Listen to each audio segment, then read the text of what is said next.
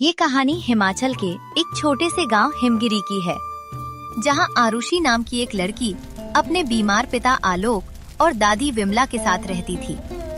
एक शाम चूल्हे से उठते धुएं की आड़ में आरुषि और उसकी दादी एकदम गुमसुम बैठी थीं, जब डॉक्टर उनसे बात करने आया। देखिए, इनका इलाज जल्दी ही शुरू करना पड़ेगा, नहीं तो इनका दूसरा गुर्दा भी सड़ना शुरू हो जाएगा, और अगर ऐसा हुआ तो हम इन्हें बचा नहीं पाएंगे। विमला और आरुषि ये सुनते ही स्तब्ध रह जाते हैं। हम कैसे करेंगे सब? देखिए, वो मैं नहीं जानता, पर जितना जल्दी हो सके इन्हें उतनी जल्दी अस्पताल में भर्ती कराना होगा। विमला जमीन पर बैठकर अपना सिर पकड़ लेती है। आरुषि धीरे से विमला के कंधे पर हाथ रखती है। चिंता मत करो दादी, कुछ न कुछ जरूर हो जाएगा। अरे कैसे होगा? सर्दियाँ वैसे ही शुरू हो गई हैं, तो ज्यादा काम ना मिलेगा कहीं। और तू बच्ची है, मैं बेबस बुढ़िया। तो बता हमें, इस भरे जाड़े में कौन ही काम देगा? और थोड़े दिनों में तो बर्फीला तूफान भी आने वाला है। हाँ, और वो आया तो कहीं जाने का रास्ता ना बचेगा। 1 महीना और इतना वक्त हमारे पास नहीं है। तभी आरुषि के दिमाग में एक तरकीब आती है। दादी, क्यों ना पापा को किसी सरकारी अस्पताल में भर्ती करा दे? हाँ, ये ठीक रहेगा। कल ही लेकर चलते हैं। आरुषि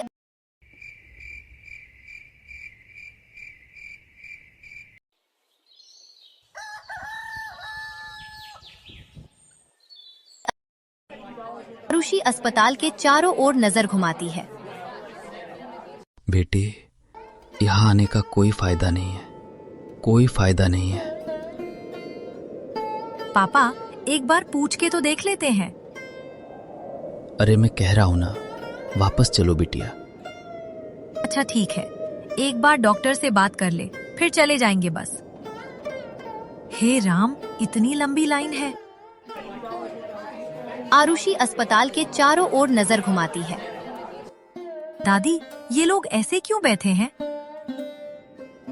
बेटा, देश में गरीबी की कमी थोड़ी ही है। जिनके पास एक ढेला नहीं है, वो तो बेचारे अपने स्वास्थ्य के लिए यहीं आएंगे ना। तो ये लोग तो सो रहे हैं। हाँ, तो कई दिन हो गए होंगे इन्हें। इनका नंबर आने में टाइम लग गया होगा। सिर्फ डॉक्टर से दिखाने में इतना इंतजार करना पड़ रहा है, तो भर्ती करने में कितना वक्त लग जाएगा? सुबह से शाम हो गई, लेकिन आरुषि और विमला भूखे प्यासे अभी भी वहीं खड़े थे। जब उनका नंबर आया, तभी उनके सामने एक आदमी आया जो सीधा अंदर घुस गया। ये क्या बदतमीजी है? हमारा नंबर था।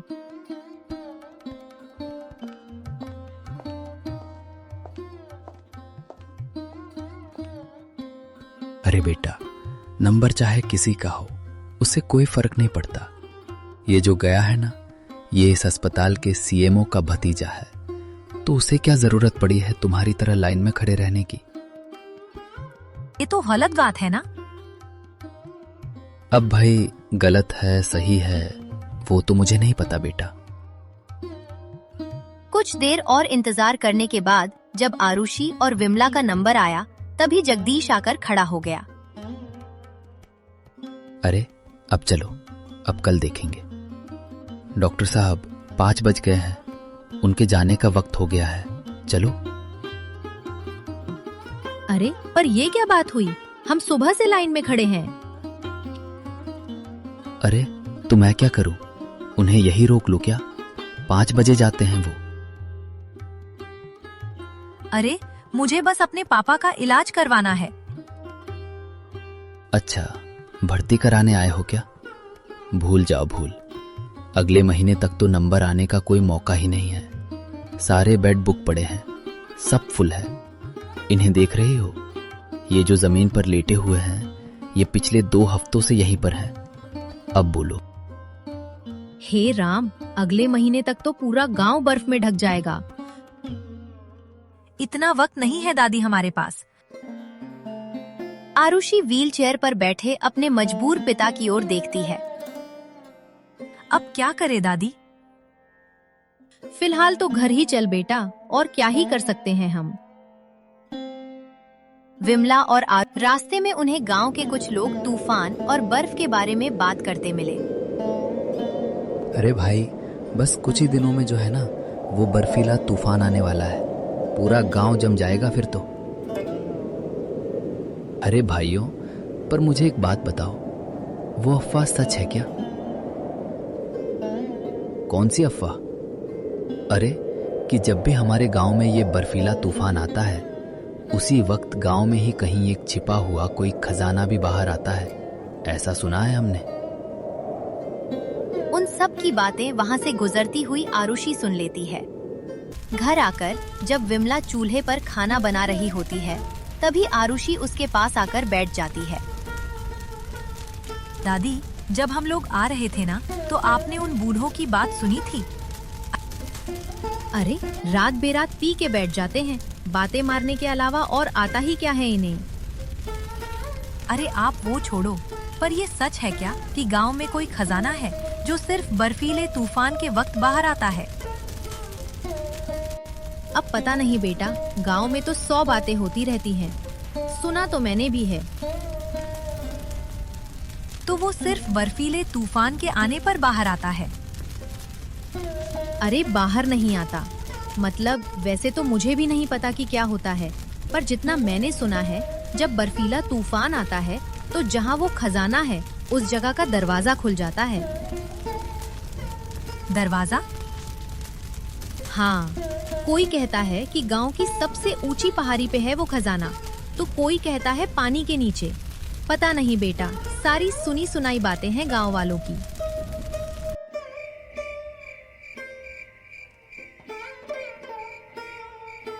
रात को आरुषि खाना लेकर आलोक के पास जाती है।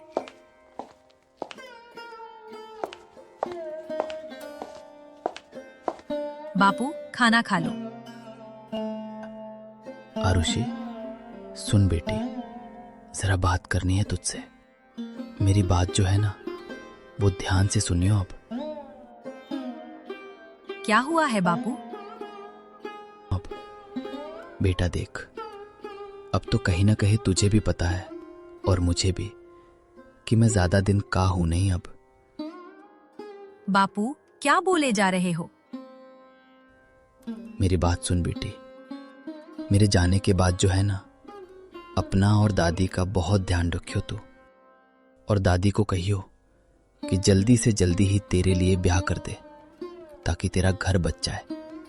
और फिर दादी को भी जो है ना, अपने साथ रख लियो, ठीक है बेटी?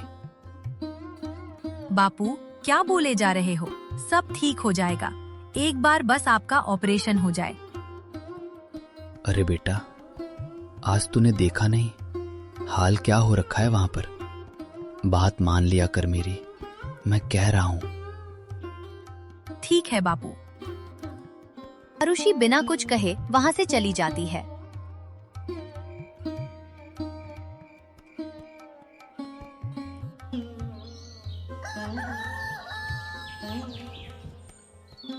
कुछ दिनों बाद पूरा गांव बर्फ से मानो ढक चुका था। आलोक की हालत दिन ब दिन खराब होती जा रही थी। हे भगवान, इस तूफान में तो अब कोई डॉक्टर भी नहीं आने वाला बेटा। आरुषि, हे बेटी आरुषि, मेरी बातें याद है ना तेरे को? याद है ना? बोल। बापू, कुछ नहीं होगा, भरोसा रखो। वादा कर, वादा कर बेटी, वादा कर। अरे। आलोक आरुषि के आगे अपने हाथ बढ़ाता है।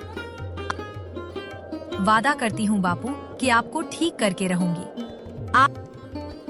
आरुषि तुरंत बिस्तर से उठती है, संदूक खोलकर जैकेट निकालती है, बस्ता टांगती है और बाहर जाने लगती है। बेटा, कहाँ जा रही है बाहर? तूफान आया हुआ है, बहुत बुरा। आखिरी उम्मीद ढूंढने जा रही हूँ दादी, बापू और हमारी। अरे आरुषि, आरुषि! आरुषि दादी की बात अनसुनी कर बर्फीले तूफान में आगे बढ़ती है।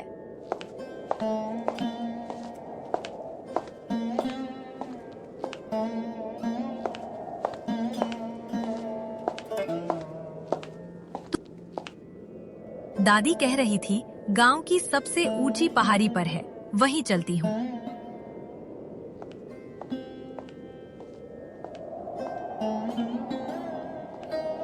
तूफान अब धीरे धीरे और बढ़ने लगा था।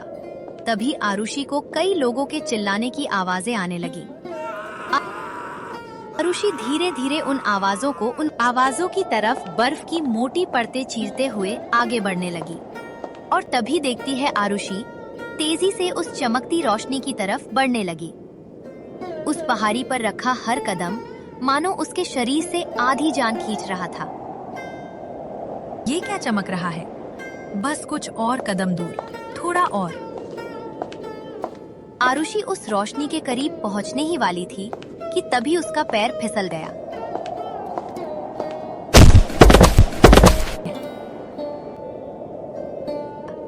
तभी दो हाथ आते हैं और उसे एक ही झटके में ऊपर खींच लेते हैं। आरुषि जब आंखें खोलती है तो देखती है कि सामने धूप खिली हुई है और एक बड़ा सा मंदिर है। यही है। आरुषि पीछे देखती है तो उसे सिर्फ कोहरा और बर्फीले तूफान की आवाजें सुनाई देती हैं। इसमें तो कोई ताला नहीं है, न चाबी डालने का कुछ। आरुषि मंदिर के आसपास घूमकर देखने लगती है कि तभी उसकी नजर एक बर्फ के बने पत्थर पर पड़ती है। आरुषि उस पत्थर को उठाकर अपने बैग में रख लेती है। तभी उसे दिखता है कि एक झाड़ी में से हल्का हल्का धुआं बाहर आ रहा है। आरुषि वहां पड़े दो पत्थरों में से धुआं निकलते देखती है।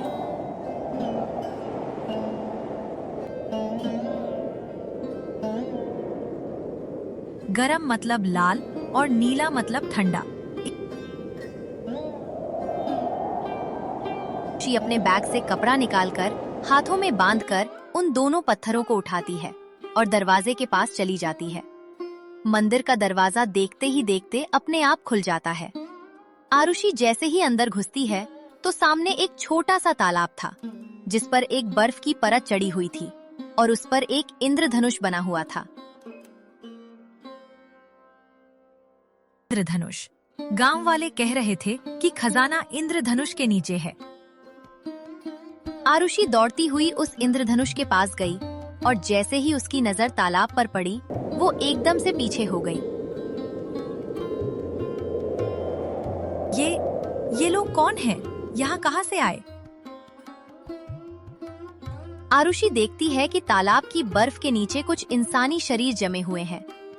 आरुषि दौड़कर बाहर से कुछ पत्थर इकट्ठे करके खिड़की पर मारकर उस पर जमी बर्फ को तोड़ देती है। जैसे ही सूरज की किरणें इंद्रधनुष को ध्वस्त कर तालाब की बर्फ पर पड़ती हैं, वो पिघल जाती है। उन शरीरों की स्थिति वैसी की वैसी रहती है, पर उनकी निष्क्रिय आत्माएं एक एक कर आरुषि के सामने आकर खड़ी हो जाती है और बाहर का तूफान भी अचानक से शांत हो जाता है।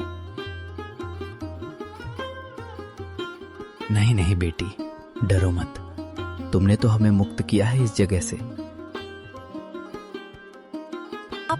आप कौन हैं? और ये लोग कौन हैं? इस गांव के कुल देवता हिमावन का मंदिर है ये। कई वर्षों पहले यहाँ एक बहुत भयानक बर्फीला तूफान आया था जिसमें मैं और ये लोग यही फंस गए। सबने खूब गुहार लगाई लेकिन मदद के लिए कोई नहीं आ सका और बस तब से ये लोग भी और मैं भी यही हैं।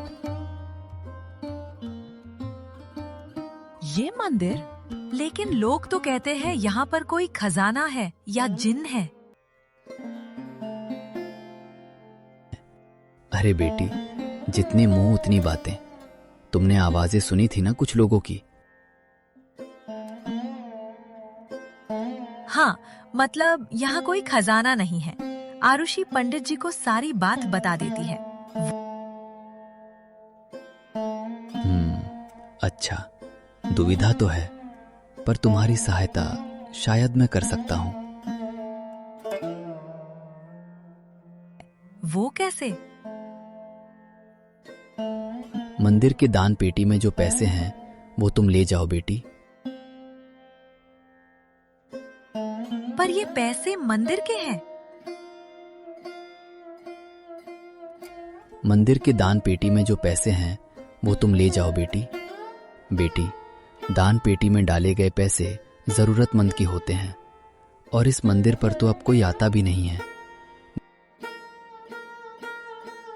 आरुषि पंडित जी की बात सुनकर रो पड़ती है और उनके सामने हाथ जोड़ लेती है। आपका बहुत बहुत शुक्रिया पंडित जी, आपने हमारे परिवार को बचा लिया। पर पंडित जी, तालाब में पड़े उन शरीरों का क्या होगा? बाहर तूफान थम गया है तो गांव वालों को बुलाकर हमारा अंतिम संस्कार करवा दो। बस इतना ही बहुत है बेटी, क्योंकि अकेली तो तुम भी नहीं कर पाओगी ये काम। जी पंडित जी। आरुषि दान की पेटी के सारे पैसे इकट्ठे कर बाहर निकलती है और देखती है कि तूफान शांत हो चुका है। आरुषि अगले दिन अपने पिता को अस्पताल में भर्ती करा देती है।